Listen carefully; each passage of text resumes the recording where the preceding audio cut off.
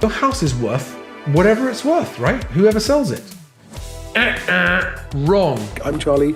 Welcome to Moving Home with Charlie, and thank you for coming. Charlie Landing grew up in Sussex, is the founder of Best Agent and presenter of Moving Home with Charlie. If you want to find one of these guys, look out for those compassionate professionals. All estate agents are not the same.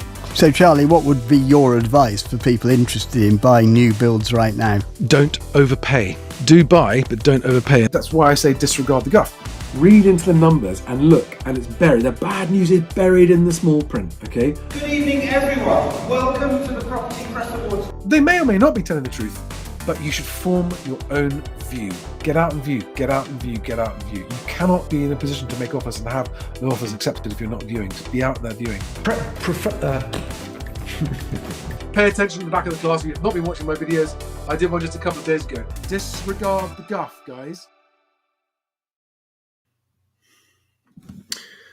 Have to begin this evening's live stream with an important announcement.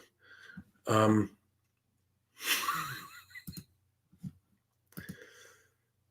votes have been cast, and for those of you who voted to stop slurping, you're going to need to momentarily mute your speakers.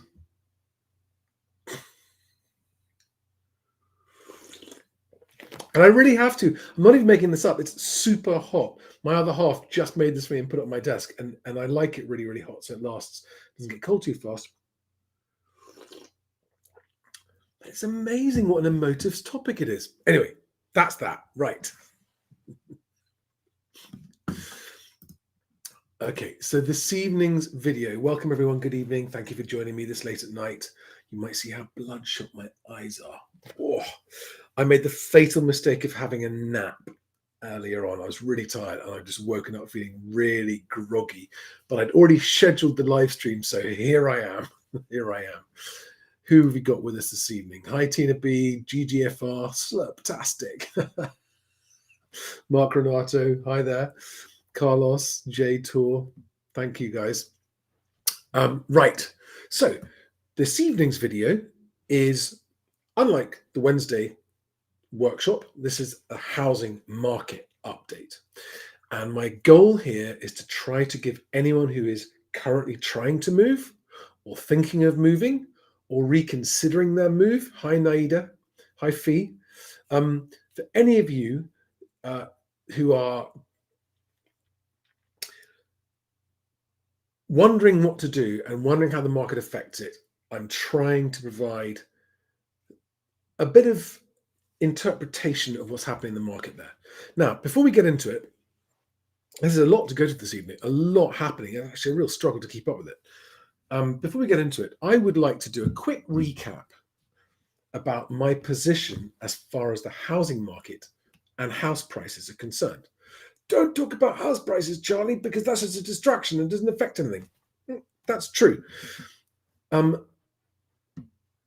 But my goal, as I've often repeated, is ultimately my whole career is working towards a home for everyone. And that includes people not losing their homes. And so that includes helping people avoid making bad moving decisions or bad purchase decisions, and then ending up losing their home when things go against them.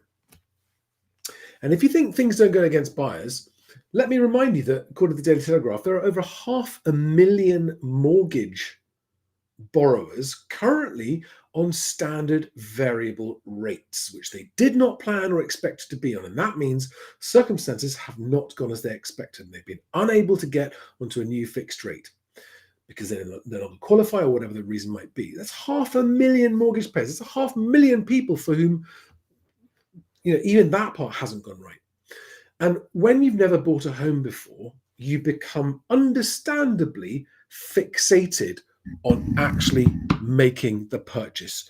You never look beyond it. The goal is to get the home, and you've saved for years, or you've been lucky enough to get gifted a deposit, and finally the freedom of your own place. And it's so exciting, and it's so complicated, and it's so daunting that no one, especially first-time buyers, stops and looks beyond that first purchase.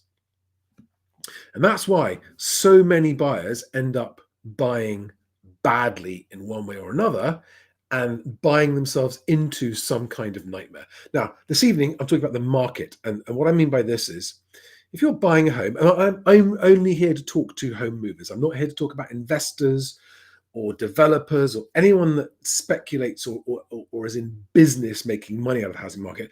I am here purely to provide my perspective to people moving home in the hope that it's helpful for you in your decision. And as any of you who've been watching my channel for a while will know, I have been very bearish and pessimistic about the prospects for the UK economy.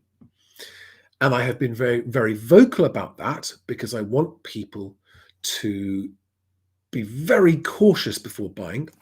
Always buy. Always buy if you need a home, want a home, and have found a home that you want to live in, and you're sure it's not some kind of awful trap, leasehold trap or anything, or a building problem trap, right? Always buy a home. Just don't overpay. And this is where understanding what's happening with the economy and the market comes in, right? Is not overpaying, because if you overpay at a bad time, your risks of it turning into a nightmare, an all-encompassing, life-engulfing nightmare, are much higher. So I'm here to just say, really be careful and take all the following things into consideration. Now, I'm also notorious for my expectation that house prices eventually, on average, with variations, will fall 35%, is the figure that's plucked out of the air, roughly speaking, a third off. And I've always said nominal house prices. And people are going, oh, well, Charlie, it's been 2 years now. It's not happening, is it? It hasn't fallen off. It's certainly... So house prices at the higher end of the market have fallen quite a long way, but there's no index that shows that. But no one even disputes this. Right? You're talking about large, significant price drops at the high end of the market. Okay. 15, 20, 25% falls have already happened nominally. Excuse me. And in some parts of the country, not in all parts of the country, but the high end, the price drops have been at the highest. But because that's a relatively low volume marketplace, it doesn't get that much press. And also, everyone in the housing industry doesn't like to talk about house prices falling. We only like to talk about them going up because we think that's good in the housing industry. We think house prices rising, the faster the better. But actually, anyone with a basic understanding of maths understands that if house prices rise too fast, it ends up bending us all over and stopping us where it hurts as a society. Okay, it just, because there's no point in your house making loads of money if you then can't afford the next one, because that's also gone up too much, or making loads of money and then your kids can't afford a house because house prices have gone up too much. It's a self-defeating thing, right? Modest house price rises, a little bit above inflation, yeah, good, that's a good thing. More than that, ultimately, it's a bad idea. So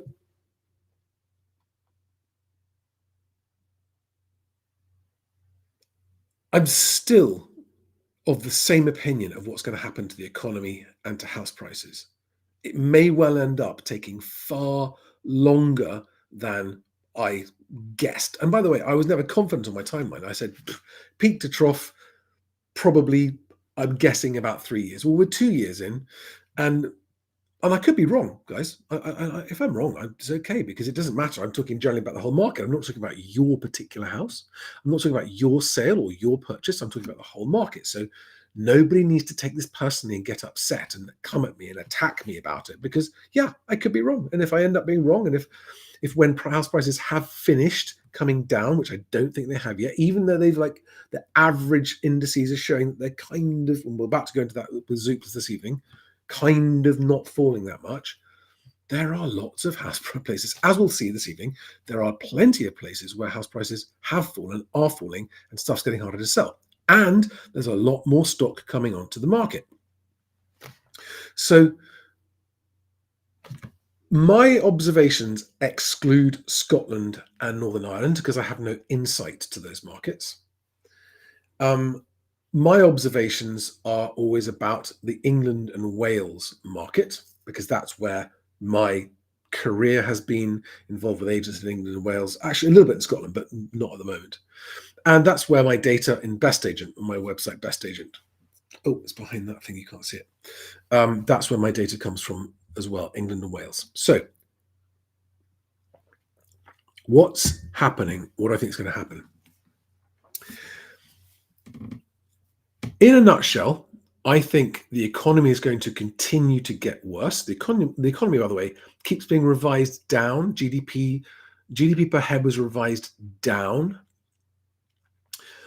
Oh, but Charlie, there's going to be massive rate cuts. Yeah, that's going to happen if it happens, because the economy is dying. And if the economy is dying, people are losing their jobs, unemployment's rising. And that, by the way, seems to be happening anecdotally much worse than the official figures suggest, which are always estimates, and the estimates based on surveys. So easy to gloss over and iron out the wrinkles of the official. So I think employment's going to get harder. I think real income, by which I don't mean the technical definition of it, after inflation, I mean when the true costs of household inflation be taken into account, food, energy, rent rises, none of that is counted. The real disposable income is continuing to be eviscerated. We have the most expensive energy almost in the world. That is bad for consumers, and it's even worse for businesses. And look as I might, this government seems determined even to overlook the opportunities that it has. For example, embracing small modular nuclear reactors as a source of very cheap, very reliable, zero carbon energy. Nope. Rolls-Royce is taking orders from other countries, and this spectacularly incompetent government, as I'd said it would be, even worse than the last one, but actually to a degree I never imagined, is going to make very, very sure that they destroy the economy through sheer, utter incompetence. They're not fit. It's nothing to do with policies at the moment. You're talking about a team of people who are not fit to govern, professionally speaking, I mean. Never mind all the scandal stuff. I just mean actual competence in running government. So they're going to actually make the economy worse. There's no doubt about it. No doubt. In my mind, there's no doubt about that. So at an individual level, if you're making a purchase decision, the stability of your job is a major consideration in your future risk factor, right? How stable is your job? Do you have a job where actually it's going to be completely immune from recessionary problems, falling economy, government cuts that might be coming? Are you immune to that, or are you actually potentially at some risk? And you mustn't panic about it, but what you must do is you must just, before you make a massive commitment, just simply ask yourself, what does it look like for me if the worst case happens? What's my worst case scenario? If I buy a home and I need to move in 3 to 5 years, unexpectedly perhaps, and the housing market, house prices haven't gone up, they've actually come down slightly, or maybe come down a long way, or I lose my job, or I need to move and I can't move, or I can't pay my mortgage, is that a scenario I'm willing to accept the risk of happening? If the answer is yes, proceed, because you considered it and you've worked out what your personal worst case scenario is, and everyone's are different, and you're proceeding on that cautious basis, which is hope for the best, but prepare for the worst. The mistake is not preparing for the worst. I'm not trying to talk anyone out of buying a home. Truly, I'm not. Everyone, having a home has got nothing to do with money. It's about having a secure, stable, happy base from which to have a life, grow a life, maybe grow a family. That's the point of having a home, and that's why everyone should have one. I think renting, depending on the quality of the property, the location, and the landlord, renting in some ways is now becoming increasingly more attractive for certain segments of the market in certain parts of the country. Some and some, right? Some and some, but I don't think, especially because right now affordability is gradually improving, right? Prices are not rising faster than wages. Wages are rising faster than house prices at the moment, and that means affordability is improving. And mortgage rates are creeping down. So it's all gradually going in the right direction for affordability for first-time buyers. And if lots of landlords are going to sell up their property, that's good news for first-time buyers as well. So that's 15 minutes of me rambling about general stuff. Let's get into the nitty-gritty of the news that I think is worth everyone knowing about. Let's start with this story here.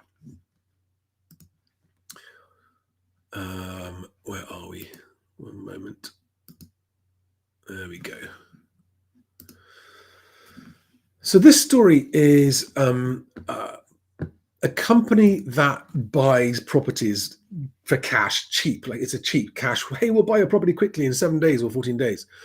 They have seen a 1/3 spike, a 33% increase in landlords inquiring about using fast buying property companies, right? And that's been since the announcement of the Renters Reform Bill. A rush of landlords trying to dispose of their properties at speed to avoid being impacted by any upcoming changes, including, of course, people expecting capital gains taxes to change and to hit landlords at the next budget, which is the end of the month. Currently 22,000 tenanted properties for sale in England, but the average time it takes to sell standing at 195 days. That's over 6 months, right? But let's just keep going on this story. This is a survey that was published this week by a company that provides tenant referencing and stuff to to lettings agents and tenants and landlords.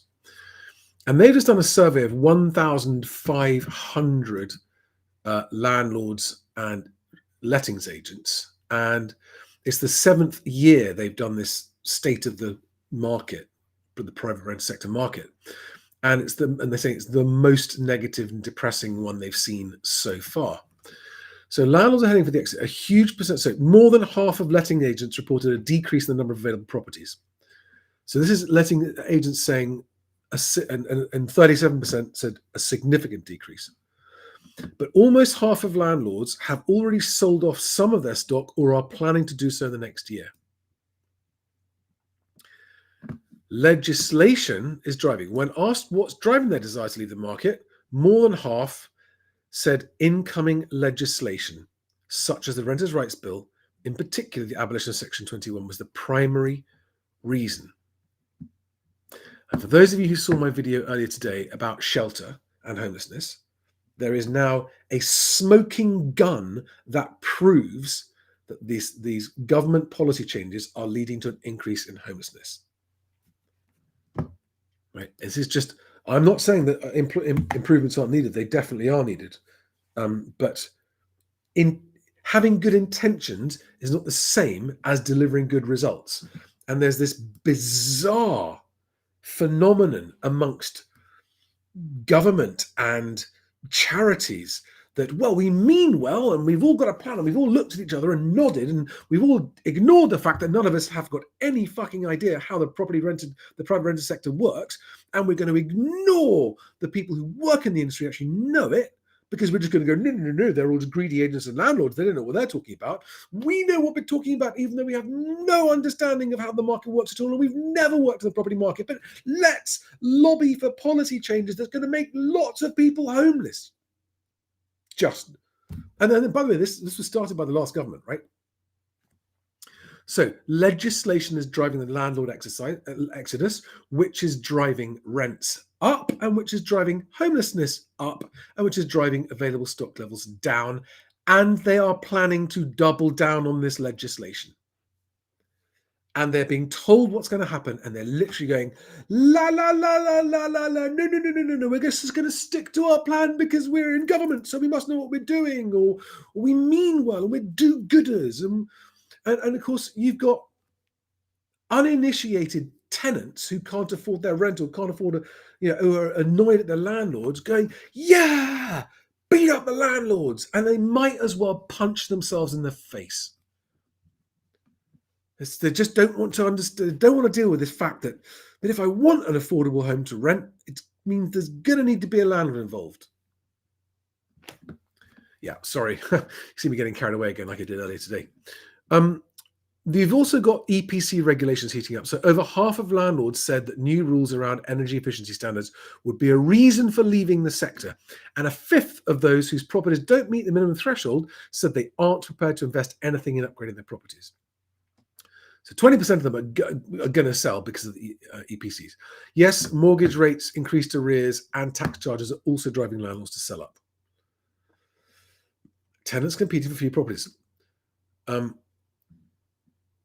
Only 12.5% of tenants reported paying more rent for their property than the amount for which it was advertised. 82% paying the advertised price. All right. But price rises put a tighter squeeze. We don't need to go to that. Everyone understands that's happening, right? Rents are going up faster than inflation, and it's causing landlords to evict tenants for no fault, because either they want to sell the property, because if they can't afford to keep it, they can't afford to keep it.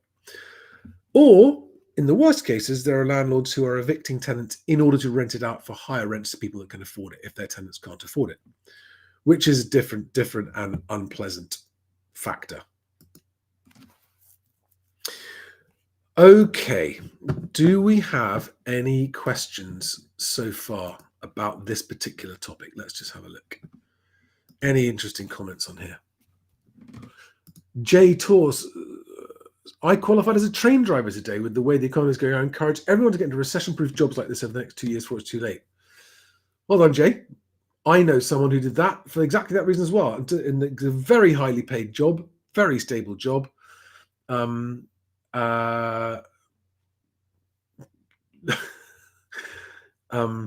yeah, that's gonna be a pretty safe career.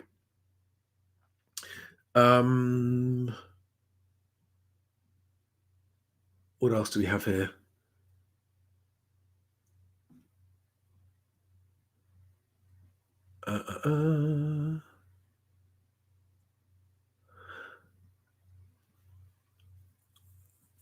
Okay, so yeah, we've got some people challenging my to say I'm talking bullshit. I'll come back to those soon.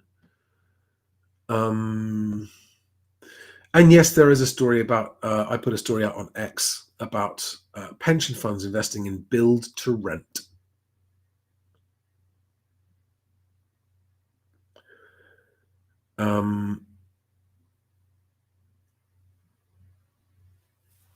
Well, that's interesting. Sir Fleshmorph makes an interesting observation, Jay. You're not going to like this.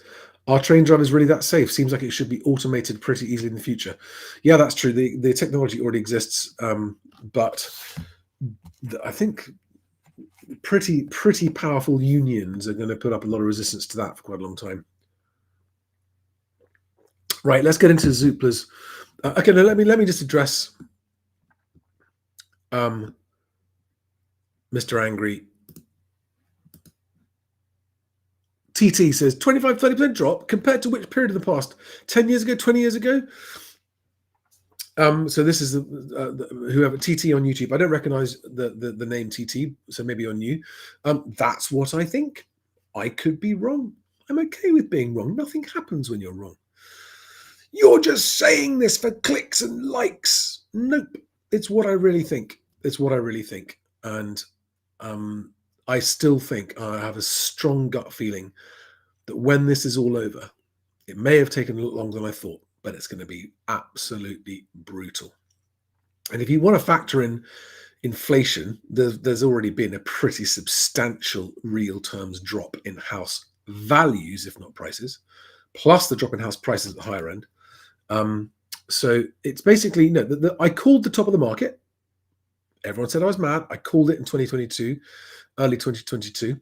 No one thought, when I first started saying it, no one had seen it because it takes so long for the indices to catch up. Everyone thought I was mad at everyone saying, no, you don't understand, John. It's supply and demand and the population is going up. It means house prices can only go up. Turns out not to be the case, does it? Right, let's get into Zoopla. There's some interesting stuff in Zoopla's house price index that came out today.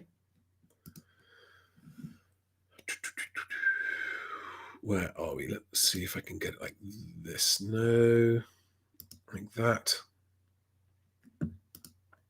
Like that. There we are.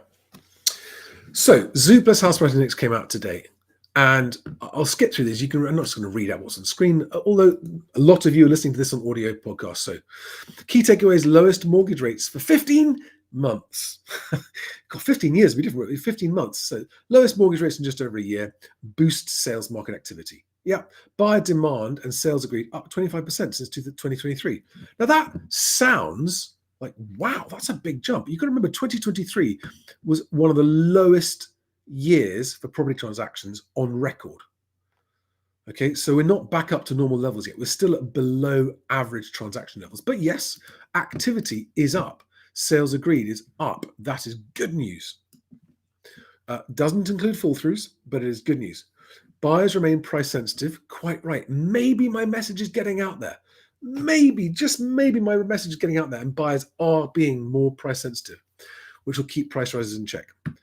Average UK house price, which includes Scotland and Northern Ireland, by the way, almost 1% in a year. So it's 0.7% is their exact figure. Now, I want to just point out that a few days ago, Nationwide said it was 3.2%. Which one's right? Well, neither of them. They measure them in different ways. None of the house price indices are right. They are all, you're comparing oranges with apples, with pears, with bananas, with kiwis, with kumquats when you look at the different house price indices, okay? Now, in affordable areas, house prices rise 2.5%. Yeah, I can believe that. So lower price places where there's more demand for the cheaper homes, I can see that happening. Almost a third of homes for sale are chain-free as investors, in other words, landlords, and second homeowners sell in the face of recent and possible tax changes. Okay, that's great news if you're a buyer. Chain-free is good. Some coastal and rural areas see supply of homes for sale up 40% on last year. That's supply, guys. So for those of you who only work on simple supply and demand, put that in your supply and demand pipe and smoke that. The outlook is for modest price growth and steady growth in sales. Okay, that's where I slightly disagree with Richard here. By the way, I invited Richard to be a guest this evening to talk this through, and he replied and said he would have loved to, but can't make it, unfortunately.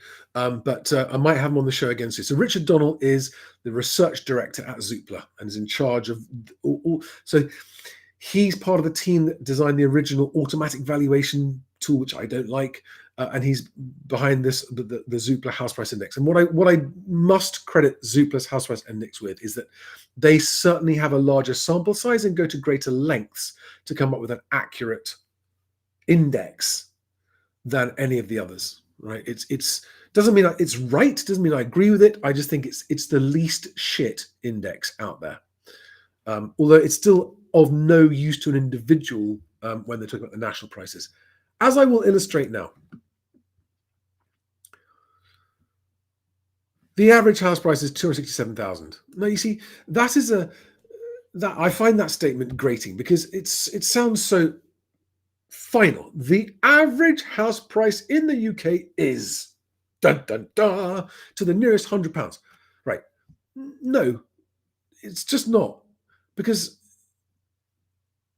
that is a notional average of all different property types combined, right? Now, of all the house price indices, by the way, this is the lowest or second lowest figure. Zoopla and Nationwide roughly agree on that figure. But then you break it down by property type. And what we've got here is that actually flats year on year are up 20 quid, right? At 191,500. Whereas terraced houses are the ones that have gone up the most, 1.4%. Roughly in half, there's your 0.7% average. But that's based on property type. Then you change it by region, which we'll get to in a minute. You'll see that it changes all over again. But there you are. You can see that there was the top in 2022, and it's basically flatlined since then. And again, like I said, actually, an actual house price crash, which I do not expect. In other words, a very sudden drop, which may happen, but I do not expect, is not a good thing on the whole for everybody, because it really it wipes out a lot of people that we don't want to get wiped out. Families with kids. It's not a good thing. So actually flatlining nominal house prices and rising wages, which equals improving affordability, is a good thing. It's the least bad way of achieving better affordability. So what do I wish for? Which is not the same as what I expect. I wish that house prices continue to flatline. At the first time buyer level, at least. Flatline, up slightly, down slightly, whatever. But roughly speaking, if they stay the same, that is the least damaging way for affordability to improve. And I would welcome that. It's not what I'm expecting to happen. I do think the prices are going to come down again, even if the average doesn't. So home buyer demand is up 26% on this time last year. Now, they don't specify exactly how they measure that. If that's just people registering to look for a house, that doesn't really qualify as demand. But they're still comparing apples with apples, so it's worthwhile mentioning that. The average mortgage rate for a 5-year 75% loan-to-value loan compared to a year ago is 4.3% compared to 5.5%. So that's come down by 0.8%. I talked about this. Intense competition among lenders is keeping rates attractive for buyers, especially those with larger amounts of equity. Right, here we are. Look at this. So this is showing that buyer demand has grown faster than stock of homes for sale. But stock of homes, it's been a buyer's market for a long time. There is a lot of stock on the market. So buyer demand up, sales agreed up, flow of new supply 16% up, stock of homes for sale overall 12% up. All right. Now, this is where I want to talk about the reason I disagree with Richard on what's going to happen in the future. So he's saying increased sales activity supporting modest price rises rather than causing any acceleration in home values. Yes, I agree with that observation, and that is definitely what's happening right now. Affordability remains a constraint on house price growth, yes, especially in southern England where home values are already high, yes. And house prices in the southwest, southeast, and east of England are currently lower than they were a year ago. So house prices overall are falling in the south of England and the east of England. Now, I'm just going to skip past all this to show you this graph here because I think it's the most useful, right? And what you've got there on the right-hand side is you've got the average UK amount, and the purple line is this year, the grey line is last year. And so what you see in the headlines is that this one just here, closest to my finger, right? That's what the headline says. And everyone goes, oh, that's what house prices, everyone's house prices are doing that, what the average says. No, look, none of them, not one area is doing that. They're all either doing more or less. And Scotland, which is the tallest one there, the biggest one, showing 2.1% growth. If you were to take Scotland out and just do England and Wales, then would it still be overall positive, or would that go slightly negative? It would be lower, and more of these would be, so the average figure would change just by taking Scotland out, right? But so you got to look at the regions. Always look at the regions. And if you look at the regions and go, okay, I'm in the eastern, I'm in East Anglia, let's say, where of all the regions in the country, the year-on-year price growth is the lowest, the worst. Actually, price falls, and let's go back up to that where they break down the property types. And I've got the property type that's also growing the lowest, like maybe it's a leasehold flat. Then you can kind of go, okay, I've got the worst end of the stick here. I've got the shortest straw. I've got the worst area in the UK and the worst property type. And you can factor that into your decision. Okay.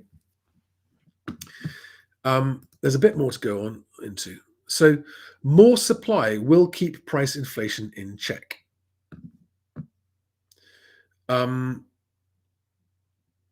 A fifth of homes currently for sale were previously on the market over the last 2 years.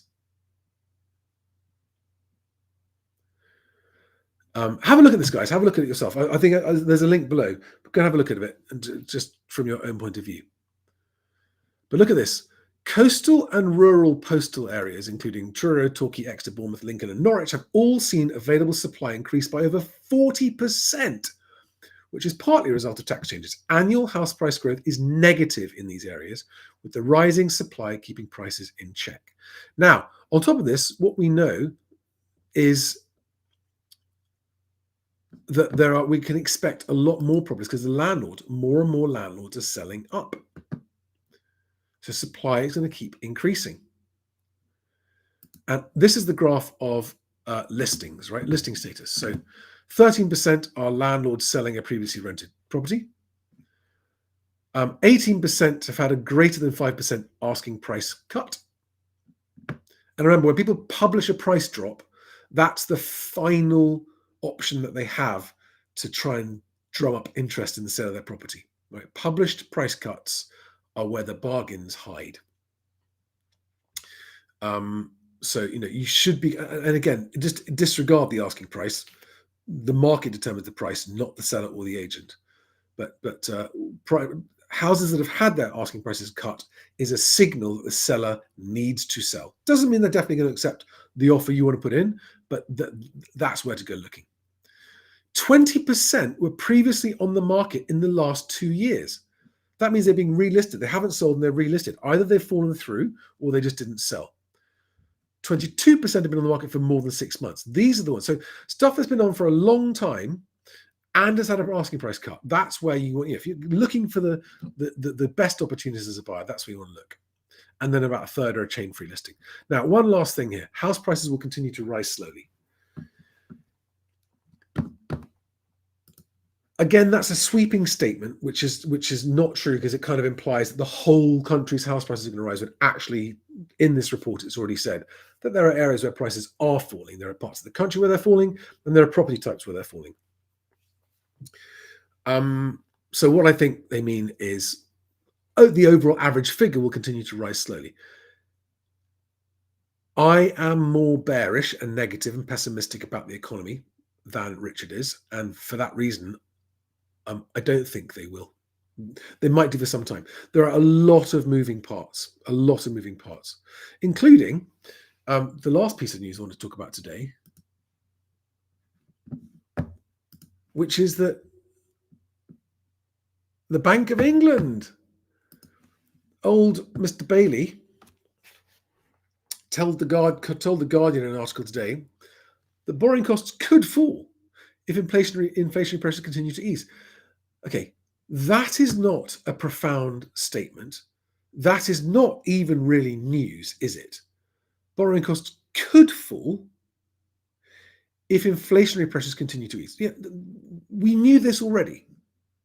But the market went bananas for it. What? Hang on a second. Where is that? There it is, that tab.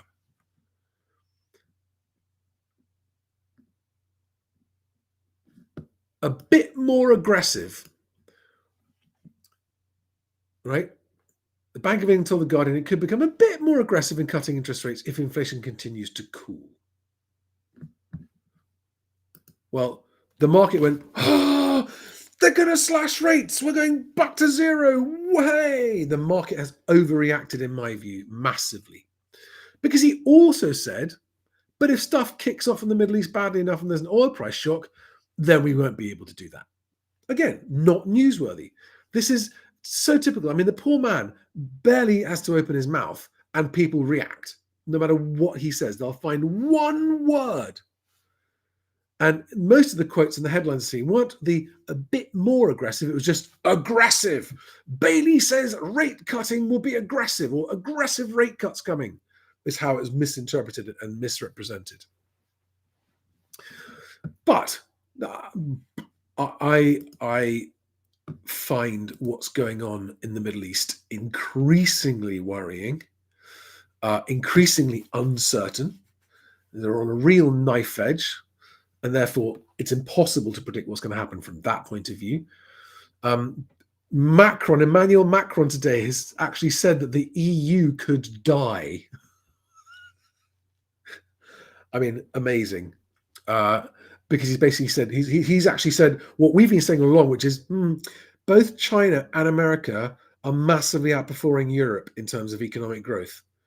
Maybe it's time to call it, and maybe we need to do something differently. And he says that they're over-regulating and under-investing. I think it's too late, mate.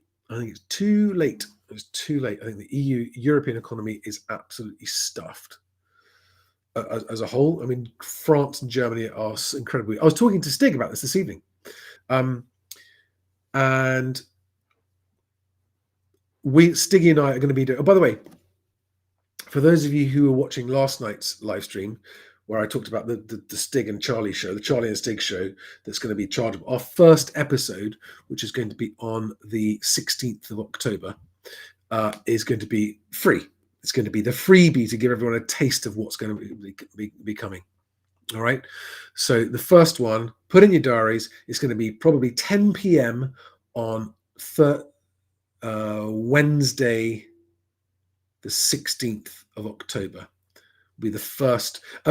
He may well appear on one of my regular live streams briefly before then. He'll be doing his contribution for next Wednesday's weekly workshop, where he does it the pre-recorded bit. He may or may not just appear anyway, sporadically on these. Like, this is a sporadic video, right? I'm doing this because actually a lot of news came out that was worth talking about. By the way, everybody, it's Friday tomorrow, and to those of you who have already signed up, hang on, just quickly, let me put this in here. You'll be getting a newsletter, the 5 Fact Friday newsletter tomorrow. That is on screen now. That is the where you can sign up for it, and the link is below in the description as well. And that's 5 Fact Friday coming out tomorrow.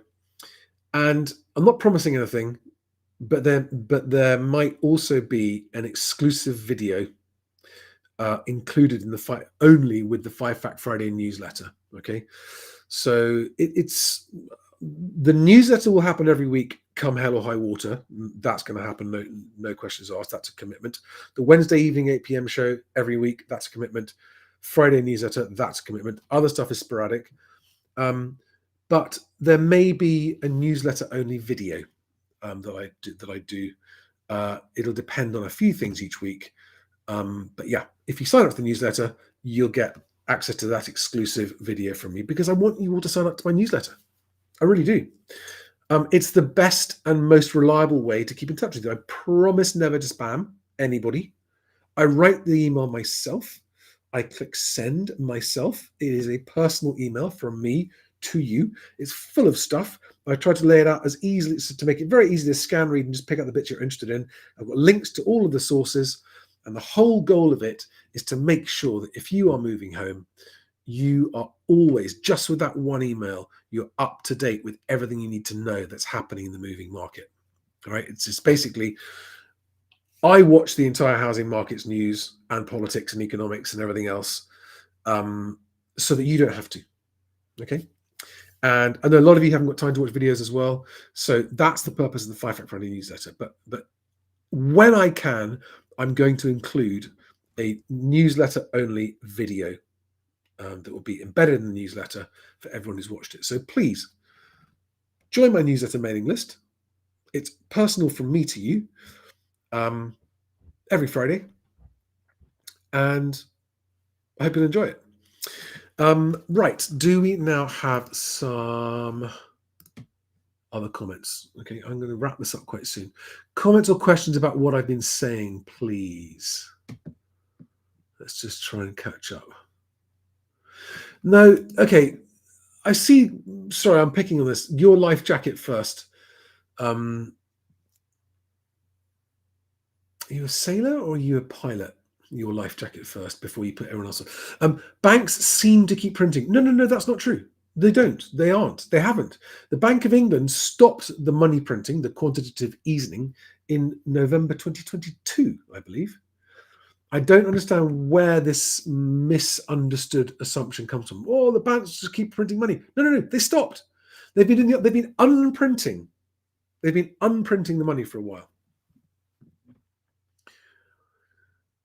Yes. So one of the factors, so ZZA says, if stamp duty increases considerably, the smell of house crash could start coming from far. So on the 1st of April next year, the temporary stamp duty threshold reduction is ending, and stamp duty thresholds will be reverting back down to where they were before. Is that going to have a massive effect? I don't think so. There'll be a little bit of an effect, people trying to get in and get their purchases over the line before that happens. That's probably already well underway, because if you are not already in the process of your transaction exchanging, if you're not in that process, you've probably already missed that deadline, unless you've got a chain-free deal and a very good conveyancer and all of your ducks in a row lined up, as I advise everybody to do.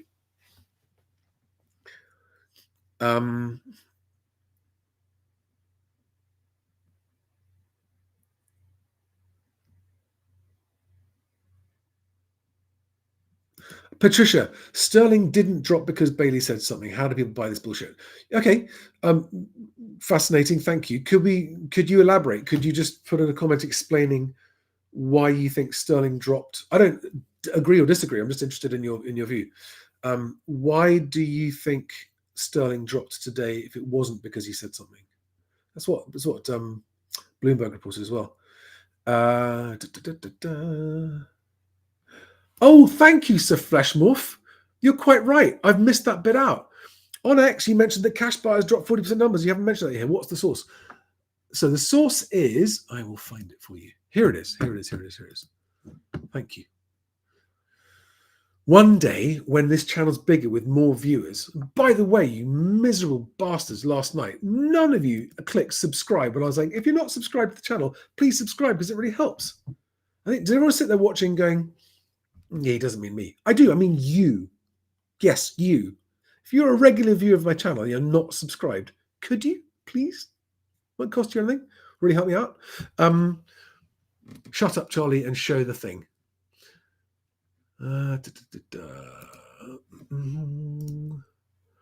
So here is the source. It's on the Negotiator website, and it's from... so the number of cash buyers has fallen up to 45% in some areas of the UK, according to land registry figures examined by a leading consultancy. So this story just came out today. And the number of people buying homes without mortgages has decreased by 45% since 2013. New research from SPF Private Clients revealed. So in these areas, the falls are especially prominent with Harlow, Barking Dagenham, Thurrock, Slough, Luton, Crawley, Stevenage, Waltham, Forest. The number or the percentage of cash sales, as in non-mortgage sales, has dropped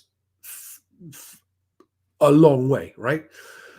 Now, this is interesting, because a lot of people thought that actually what's going to happen is that when house prices stop going up, the rich are going to swoop in and buy it all up with their cash. No, they're not, because that's not a smart thing to do.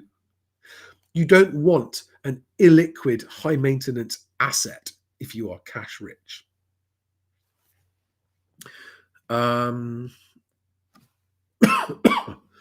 So yeah, that's where that story came from. And they go on to say that actually there are some areas, in contrast, Scotland and some of London's wealthiest areas, the number of cash purchases increased.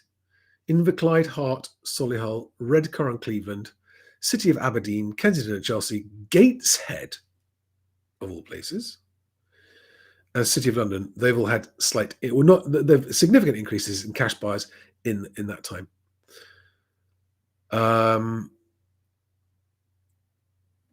So yeah, there's that story. Thank you for the reminder on that. Let's get back to the comments and the questions. What have we got here? Shally Marry Daddy says, so true. I'd love to know what you're referring to. Something that I said or something that someone else said.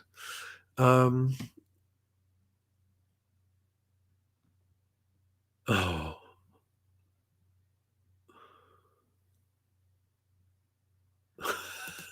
Jay Tor says, sign up and you get a free Giant Sports Direct mug for 6 Slurp Saturday. It's not hot, but I'm going to slurp it anyway.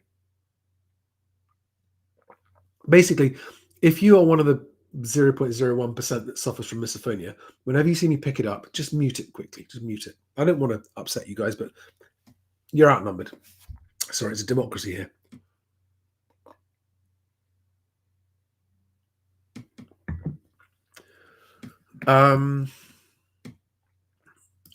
Nikki Knight says, you're in touch with many estate agents. How many EAs have shut up shops since 2022? Can you give some interesting facts to the state of the industry? So there was a 30% rise in agents that closed their doors last. It's a very weird time. So the estate agency industry is going through a slow metamorphosis, the kind of which it's never seen before.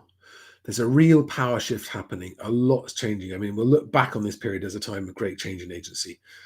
There are a lot more one-man, one-woman bands setting up. There are a lot of jobs being lost because transaction volumes are down. Even though they're on the increase, they're still down on where they needed to be. Pipelines are taking a very long time to actually come through. So, there are good agents are always busy. Okay. So you might say, Charlie, or you might be an agent watching this, go, Charlie, that's nonsense. We're really, really busy. That's fantastic news. And I massively support and applaud any agent who is busy in this market because it means you're doing something right. But busy doesn't automatically translate into successful transactions, okay? Because if you're tying up deals and then they're falling apart, then you're very, very busy without actually getting anywhere. So busy, I often think busy just means disorganized. There we are. Anyway, so I'll come back to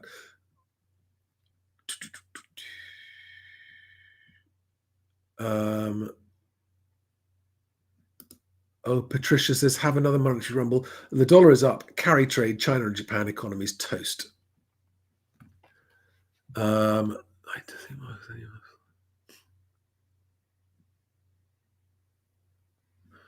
Deborah M. Hello, Deborah. New name I don't recognize. Welcome. Says, I think markets, lending, and house prices will fall in the next year, 18 months. We have passed the height of prices in many areas. First-time buyers are priced out, and risk of negative equity will drive prices down. In some areas, I absolutely agree with you. Not in all, but in some areas.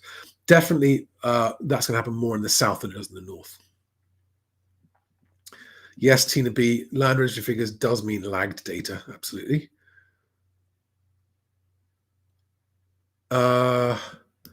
Wilman Lung says, do you think London new built flats are F ****ED? Can the leasehold reform help? I'm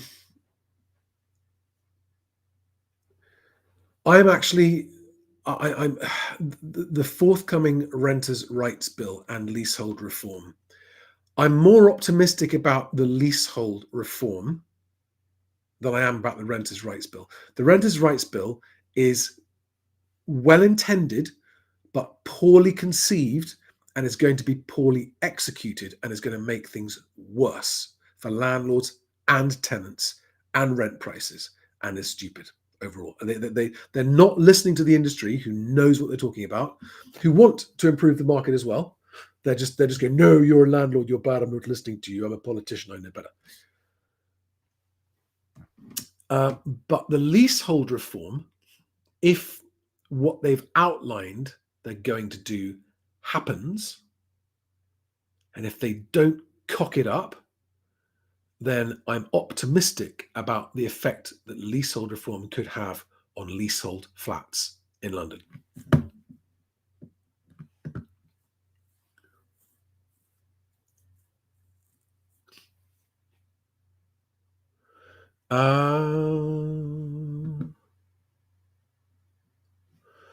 Mike Dennington asks, in my opinion, is it better to look for a single person estate agent or a chain?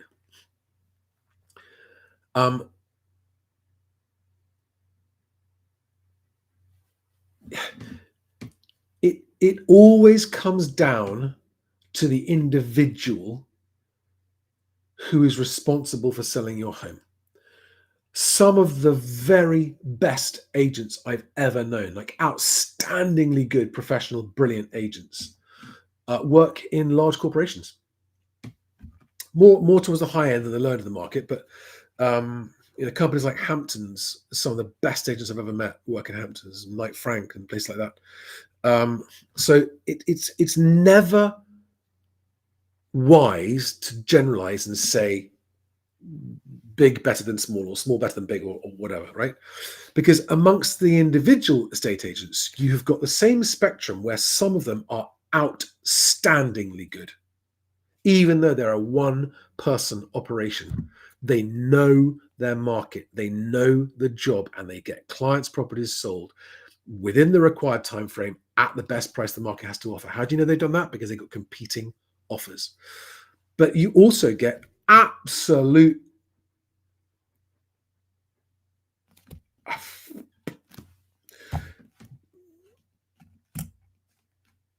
lost for words to describe the sheer incompetence that you can come across with some people. Don't make the mistake of thinking that because someone's a nice person, that means they're going to be good at their job. If you're selling your house, you don't need a nice person. You need someone who's good at the job. If they're also nice, brilliant. But good at their job first, nice second.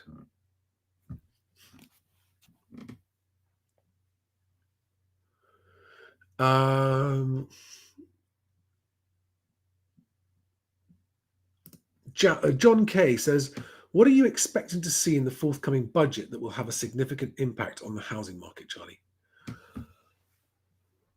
Actually,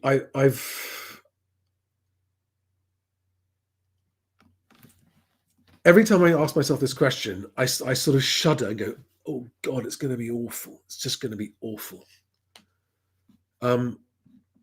I don't know what they're going to do. They're going to do stuff with inheritance tax, probably. They almost certainly, based on the sentiment, this is not my opinion, but based on everything that I've read, almost certainly going to be doing something to do with capital gains tax, because they've backed themselves into a corner on all the other taxes. It's one of the only ones that they can go for. But whether they're going to be doing anything to stimulate the market for first-time buyers, that is not a good idea if they do. They seem so misguided about how to handle the private renter sector that it's almost, and they seem so enthralled to large corporations and funds and banks that they're probably going to be sucking on the big D of the corporates, which is not good for the housing market. Really not good. Are they going to do a new Help to Buy type scheme? I don't think so. That would be disastrous if they did. It would be really bad news. Are they going to do a more? There's already a mortgage guarantee scheme in place. They did talk about it. They did mutter they're going to do it. But so far, everything they've done has been stuff they didn't say that they would do. They said they would not cut the pensioners' winter fuel allowance, and it's the first thing that they did. So, I mean, they're nothing if not, well, they're kind of predictable in some ways and unpredictable in others. I don't have any strong expectations or predictions of what's going to happen in the budget, other than it's going to be an utter car crash. Because a woman who was reprimanded for abusing a corporate credit card is now in charge of the country's economy. I wonder if it was the same person who appointed her as appointed Polly Neat as chief executive of Shelter. I am genuinely in just trepidation of what's going to happen in the budget. Yeah, Deborah M says redundancy in production and core services indicates the start of the slippery slope. Losing steel manufacturing is an indicator for building sector and lead indicator. Yeah, and new building numbers are down.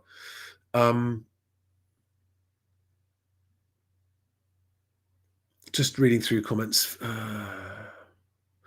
Yeah, so Zaz ZZA says, recently querying the HM land registry for the latest completed transactions, and I got transactions from June 2023 that seems like they're still catching up. Unbelievable. That's right. It takes them over a year to finish registering transactions at the land registry at the moment.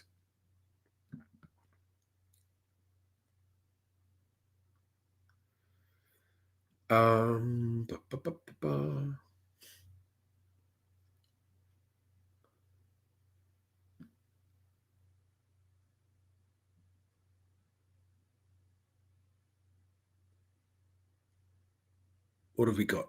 Lots of you chatting with each other.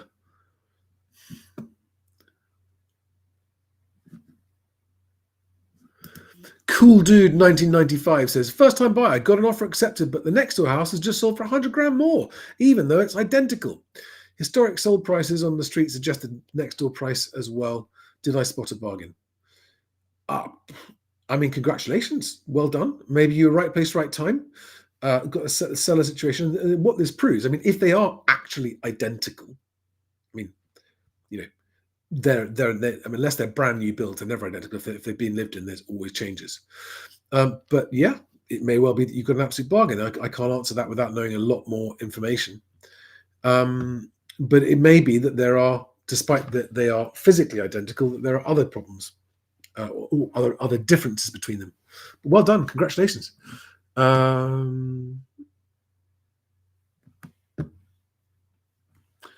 Jay Tor says the government needs to stay the hell out of the housing market. Absolutely agree. Any help for first-time buyers just means inflated prices and more competition and bidding. Let the market correct itself. Yes, agreed. Right, guys. That's an hour. It's coming up to my bedtime. Let me ask you again. I've never asked this before, but I now am, because I've got regular shows and I want to make sure that everyone moving house gets to hear what I'm saying, to try and help make the market move more freely, people move more easily, get more transactions done, because that benefits everyone. So please sign up to my newsletter if you haven't already at that address or at the link in the description below. Otherwise, if you are a buyer, make sure you've got your mortgage in principle and your conveyancer selected before you offer, because that massively improves the chance of your offer being accepted, whether you are competing against other buyers or whether you are the only offer going in with a low offer. These are things that cost nothing extra to do if you're going to be buying, but massively improve the chances of your offer being accepted. Don't forget my first time buyer offer email template. Just search MHWC offer email and you'll find it. And if you're a seller, don't overprice. Don't believe the overvaluing estate agents. Don't ask them how much they think your house is worth, because they don't know. Nobody does. Nobody does. Okay? Only the market knows how much your house is going to sell for. And the only way to find that out is to get competing bidders. So the question to ask your sellers is, the question to ask the agent you're talking to is, what is your process for ensuring that we get competing bidders? Because I know that the market will decide the price of my house. What's your process for that? And what do you recommend as the launch marketing price to make sure we attract the most buyers? Because the asking price has nothing to do with the sale price. Remember that, right? What's more important to you as a seller? Your asking price or how much you actually sell it for? Just please, the more sellers that get that message, the more of you will sell for more money than if you put on an overinflated asking price and do that and just hope. And like so many, you just sitting there 6 months later going, there's nothing but tumbleweed blowing past the front door. I could keep talking, but I'm going to go, guys. It's late. Have a good one. Thanks for watching. Watch out for 5 Fact Friday in your inboxes tomorrow. And otherwise, I will probably... I will definitely see you all next week. Don't miss next Wednesday. And follow me on X for daily updates. Moving home, just search, you'll find it. And otherwise, have a great night. It's just so hard, but it's got 700 of you watching me live. I'm like, I hate to leave you when you're all there, but I've got to go. Have a wonderful night, guys. Please do click the like button, do subscribe, because it helps and it doesn't cost you anything to do it. and you'll help spread the word and help more people move more easily. Thanks, guys. See you on the next one.